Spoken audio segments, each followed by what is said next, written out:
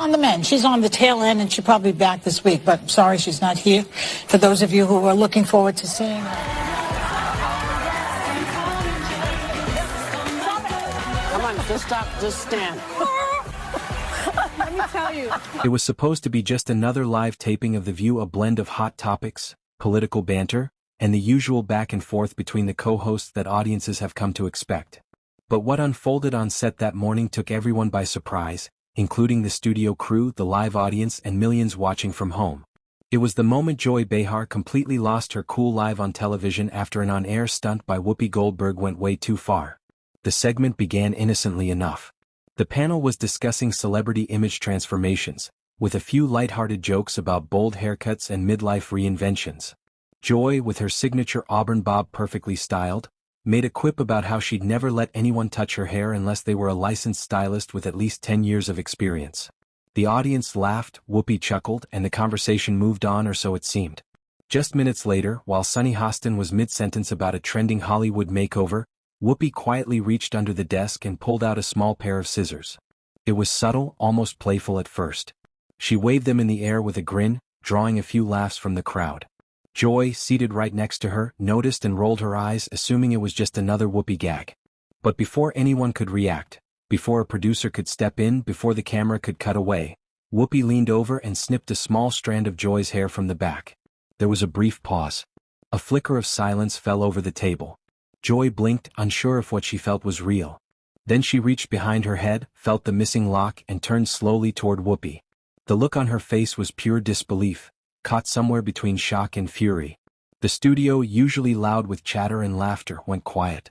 Even the audience, unsure if this was Give them a house, give them food, help their children. Give a Nicaraguan Stop the house. crime rates. Well, we've had a bunch of liberal guests who do not want to send in aid I at listened all. to you. Let me just finish. Part of the show held their breath.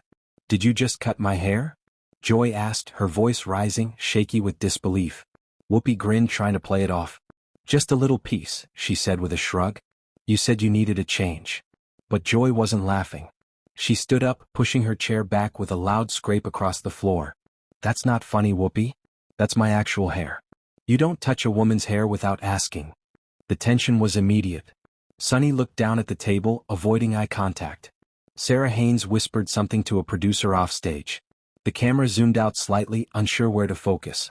Whoopi, now realizing the stunt hadn't landed as intended, tried to explain. She said it was meant as a joke, a spur-of-the-moment bit to lighten the mood. But Joy wasn't having it. You think this is funny? She snapped. You think just because we've worked together for years, you can pull something like that on live TV? Her voice cracked, not from emotion but from sheer disbelief. The audience began murmuring. Some laughed nervously. Others looked deeply uncomfortable. It was clear this wasn't scripted. This wasn't a sketch. This was real, raw, and happening in real time. Producers scrambled behind the scenes. One crew member motioned for a commercial break, but the director hesitated, perhaps thinking the drama might boost ratings. Meanwhile, Joy continued. I've been on this show for over 2 decades. I've taken jokes, I've taken insults, I've taken Twitter trolls. But this. She gestured to the small strand of hair still clutched in Whoopi's hand. This is actual disrespect. Whoopi, now visibly uneasy, stood up too. Joy, I'm sorry. I wasn't trying to hurt you. It was a dumb joke. I thought you'd laugh. But Joy wasn't interested in an apology just yet. You don't get to decide what's funny to me. You don't get to touch my body, my hair without consent. That's basic respect, Whoopi.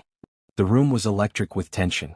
The producers finally cut to a commercial, but not before the camera caught the moment Joy grabbed her cue cards and stormed off stage. Whoopi remained seated, silent now, staring at the scissors still in her hand. When the show returned from break, Joy was gone. The remaining co-hosts tried to carry on, awkwardly shifting to a pre-recorded segment about summer recipes. But the atmosphere had shifted. The energy had drained from the room. Later that afternoon, social media exploded. Clips of the incident circulated within minutes. Hashtags like #WhoopiScissorGate and #JusticeForJoy began trending. Viewers were divided. Some called Joy's reaction overblown. Others defended her right to be upset.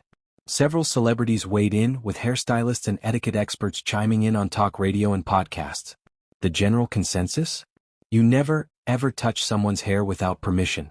By the next morning, the story had reached nearly every entertainment outlet. TMZ ran with it. Page 6 posted exclusive behind-the-scenes updates.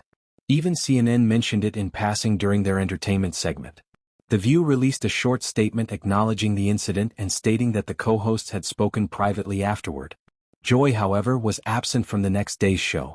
On Thursday she returned calm, collected, but still visibly guarded. In a brief address at the start of the episode, she addressed the confrontation directly. "I want to say this once and put it to bed," she began. "I've worked with Whoopi for a long time.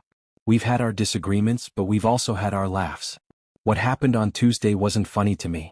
It was a violation of personal space and I reacted in the moment. I've accepted Whoopi's apology in private, and we're moving forward." Whoopi nodded next to her, offering no additional comment. The show moved on, but the audience could sense that something had changed. A line had been crossed, and while it had been addressed, it hadn't been forgotten. That day's hot topic was about boundaries and respect, an unspoken nod to what had occurred just days earlier.